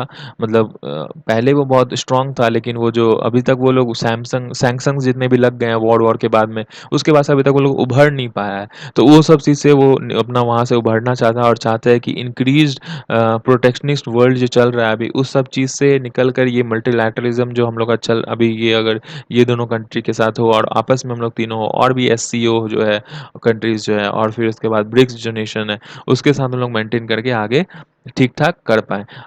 स्ट्रैटेजिकली क्या है हमारा इम्पोर्टेंस? स्ट्रैटेजिकली ये है कि देखिए जैसे जितना भी पेट्रोलियम है, पेट्रोलियम का जो है सामान वो आपका उधर वेस्ट एशिया में मिलता है। तो पेट्रोलियम जो है वो रशिया भी प्रोवाइड करवाता है। तो वो वोलेटिलिटी जो है मतलब कि जो फ्लक्चुएशन जो उनका प्राइस में है वो बहुत ज़्यादा होता है उधर वेस्ट एशिया में। तो रशिया जो है हम लोग रशिया का भी हमारे पास एक ऑप्शन हो जाता है भाई, कि हम रशिया से भी ले सकते हैं। फिर दूसरा कि अगर यूएसए के साथ फॉल आउट होता है, मतलब ये कब रसिया सैंक्शन लगाता है या फिर इंडिया के ऊपर कुछ दबाव आता है, तो हम लोग आपस में म्यूचुअली एक दूसरे का हेल्प कर सकते हैं। थर्ड है कि अफ़गानिस्तान में जो है वो बहुत ज़्यादा प्रॉब्लम चलते रहता है, तो अगर हम लोग तीनों एक साथ रहेंगे तो चाइना का ही बहुत ज़्यादा इन्वेस्टमेंट है अफ़गानिस्तान तरफ, इंडिया भी इन्वेस्ट करता है और रशिया पहले से घुसा हुआ था वहाँ पे टेररिज़्म को रोकने के लिए। तो वो हम लोग तीनों का चारों का जो है हम लोग को वहाँ पे थोड़ा-सा फ़ायदा हो सकता है।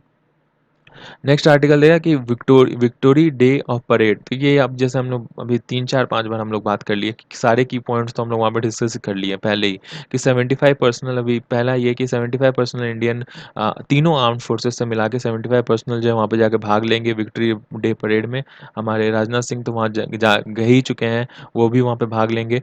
और रशियन परेड जो है वो हर साल मई 9 को होता है। इस साल जो है कि आपका कोविड-19 की वजह से थोड़ा-सा लेट हो गया। जनवरी में हमारा इन्विटेशन आ चुका था इस चीज़ के लिए कि आपको आना है। और इस क्यों मनाया जाता है कि जो नाज़ी जर्मनी है 1945 में सरेंडर किया था आज ही के दिन, मतलब मई 9 के दिन। और ऑनर उस चीज़ को ऑनर करने के लिए भारत सरकार जो है वहाँ जाती है कि वहाँ के सैक्रिफ़ाइस जो है, जितने लोग जो हीरोज़ जो उसमें जो बलिदान दिए थे, वो दिन को लाने के लिए, तो उनके ऑनर में जो है वो वहाँ जाता है हमारा हम भारत सरकार जो है वहाँ पे जाके पार्टिसिपेट करता है। और वर्ल्ड वॉर 2 के बारे में देखें तो वर्ल्ड वॉर 2 आपका जो है वो स्टार्ट हुआ था यूरोप में 1939 में। और इसमें जो है कि एलाइज एलाइड पावर जो है एक्सिस पावर था, एलाइड एक्सिस पावर। और एलाइड पावर जो थे उसमें थे आपके जर्मन ग्रेट ब्रिटेन, यूएसए और फ्रांस। और एक्सिस पावर में थे आपके जर्मनी, इटली और जापान। जो वॉर है वो ख़त्म कब हुआ था? सितंबर 1945 में। कॉजेज़ ऑफ द वॉर क्या-क्या था? Treaty of Versailles of 1920। ये 5 बहुत ज़्यादा फ्रीक्वेंट है क्वेश्चन, कभी भी आ सकता है, कहीं भी आ सकता है। मैं चाहूँगा कि ये सब अंदर-अंदर में इसका क्या-क्या मतलब है, सिर्फ़ विकिपीडिया से आप खोल-खोल के देख लीजिए, ज़्यादा नहीं लगेगा, मुश्किल से आधा घंटा लगेगा पाँचों के बारे में, बिल्कुल ओवरव्यू तो आपके पास पता ही होना चाहिए। इतना टाइम नहीं है, नहीं तो मैं इसको बताता, कभी एक वीडियो बनाऊँगा स्पेशल, उसमें आपको सिर्फ़ ये 5 जो है उसके बारे में बता दूँगा। मैं अभी चाहूँगा फ़िलहाल कि नाम बता रहा हूँ मैं, इसके बारे में आप विकिपीडिया में ज़रूर पढ़िए। क्योंकि बहुत इंपॉर्टेंट हो जाता है। ऊपर से अभी जो एनिवर्सरी चल रहा है तो भाई इंपॉर्टेंट तो है ही। यूपीएससी का आपको पता है कि एनिवर्सरी क्वेश्चंस पे वो 1-2 क्वेश्चन तो गिरा ही देता है। अगर 8-10 चीज़ का एनिवर्सरी है तो उसमें से 1-2 क्वेश्चन तो गिराएगा वो एनिवर्सरी वाला। तो इसमें देखिए क्या है इस क्वेश्चन की ट्रीटी ऑफ वर्साइलेस की वजह से हुआ था कॉज़ ऑफ वॉर। सेकंड था कि aggressive policy of expansionist of fascist power Germany and Italy, appeasement policy of western powers, fascist power. फिर rise of Japan as an imperialist power, जब जापान जो है इनकर्सन कर रहा था पूरा चाइना के ऊपर, और और भी बहुत बहुत सारा जो आइलैंड है वो हथिया लिया था। तो जिस वजह से जो चाइना के जो जितने भी एलाइंस कंट्रीज हैं वो लोग सब उनका हेल्प करना चाह रहे थे। फिर रोम, बर्लिन, टोक्यो एक्सिस, जो रोम, बर्लिन और टोक्यो जो जापान, बर्लिन और टोक्यो और रोम, ये तीनों का जो एक्सिस जो बना था, तो उसके ऊपर भी जो है कि वो लोग अपने आप को बहुत ज़्यादा पावरफुल समझ रहे थे और जो था कि उनका एक्सिस चल रहा था आगे। यूनाइटेड नेशंस डे क्या है? वो 24 अक्टूबर को हर साल मनाया जाता है। और ये यूनाइटेड नेशंस कब बना था? जब आपका लीग ऑफ नेशंस जो है वो फेल हो गया था। किसने बनाया था? तो यूनाइटेड स्टेट्स के उस टाइम के प्रेसिडेंट जो थे फ्रैंकलिन डी रोजवेल्ट, उन्होंने ये चीज़ को बनाया था। इसके 5 मेन ऑर्गन्स है यूएन के। पहला है आपका UN general assembly, United council, फिर the economic and social council, फिर ट्रस्टीशिप काउंसिल, फिर international court of justice and UN secretary. Forerunner of the UN nations जो है आपके वो लीग ऑफ नेशंस थे, मतलब पहले लीग ऑफ नेशंस थे लेकिन उसके बाद किसी कारणवश फर्स्ट वर्ल्ड वॉर के बाद सर्कमस्टांसेस ऐसे हुए कि जिसके बाद वो उसको हटाना पड़ गया ट्रीटी ऑफ वर्साइलेस की वजह से। ठीक है। फिर नेक्स्ट आता है जय, लास्ट है आपका जय है। इसमें क्या है? अमेरिका, जापान, अमेरिका और India. In recent held wars in recent held wars, prime minister Narendra Modi termed India US Japan partnership as JAI victory and said that partnership between the three nations would go long way insuring world peace and prosperity. अभी कुछ दिन पहले जो आपका Buenos years में G20 meeting भी जो हुआ था, उस टाइम पे जब हमने ये चीज़ को डिक्लेयर किया था, ये मीटिंग जब होनी शुरू हुई थी, तो सब लोग यही चकित थे कि यार ये तो क्या मस्त इनका एक मतलब एक ग्रुप बन गया है, क्योंकि ये तीनों जो है वो काफ़ी ज़्यादा पावरफुल कंट्रीज़ हैं। और यूएस और जापान तो एक साथ रहते ही हैं, तो इंडिया भी अगर आने से इंडो पैसिफिक जो रीजन है वो काफ़ी ज़्यादा स्मूथ, पीसफुल और प्रोस्पेरस हो जाएगा। तो इसमें इसके क्या-क्या, इसके किस-किस क्षेत्र में ये काम करेंगे? तो सबसे पहले free and open inclusion of rule based economy, और रूल बेस्ड आपका मल्टीलैटरलिज्म होना चाहिए। और इंडो पैसिफिक जो रीजन है उसमें पीस और प्रॉस्पेरिटी वो लोग लेकर के आएँगे। जो वियतनाम और फिलिपीन, ये सब जो कंट्रीज़ है, वो सभी यूएस के अधीन है, बहुत ज़्यादा उनके फ्रेंडली कंट्रीज़ है। वहाँ पे भी चाइना का जो है प्रकोप बहुत भारी है। तो वहाँ पे भी जो किस तरीके से वो इंडिया और जापान के जो नेवी से, जापान के पास तो उतना मतलब नेवी और ये सब सारा कुछ का पावर नहीं है, वो लोग मेंटेन नहीं करते। तो यूएस उनके बदले वो लोग करता है, लेकिन थोड़ा बहुत उनके पास भी है। तो वो सब के साथ वो लोग थोड़ा अपना मेंटेन करके चलते हैं। तो इंडियन लीडर्स जो है अभी इसके अलावा जो है एशियान जो है वो भी हुआ था, और एशियान भी काफ़ी ज़्यादा सेंट्रल रोल उस वाले मीटिंग के, मतलब G20 के साथ साथ में एशियान मीटिंग भी जो हुआ था वहाँ पे, तो वो भी काफ़ी ज़्यादा लोगों का ध्यान अपने तरफ आकर्षित किया था। To synergise this effort in this regard, मतलब ये सारा कुछ एफर्ट को अपने अंतर्गत कैसे लोग मतलब इनकॉर्पोरेट कर पाए, तो उन सब चीज़ को देखते हुए। तो आज के लिए इतना ही, मैं बहुत लंबा चला गया आज। मैं सोच रहा था कि आधा घंटा में निपटा दूँगा, लेकिन डिटेल एक्सप्लेनेशन देता हूँ जिस वजह से थोड़ा-सा हो जाता है। कोशिश करता हूँ मैं भी अभी कुछ दिन में कि 30 मिनट में इसको कैसे करके श्रिंक करूँ। बाकी लोग तो 30 मिनट में कर लेते हैं, पता नहीं कैसे करते हैं यार। चलिए थैंक यू। बढ़िया लगे तो लाइक कीजिए, सब्सक्राइब कीजिए, शेयर कीजिए फ्रेंड्स को। अच्छा लगेगा। Thank you.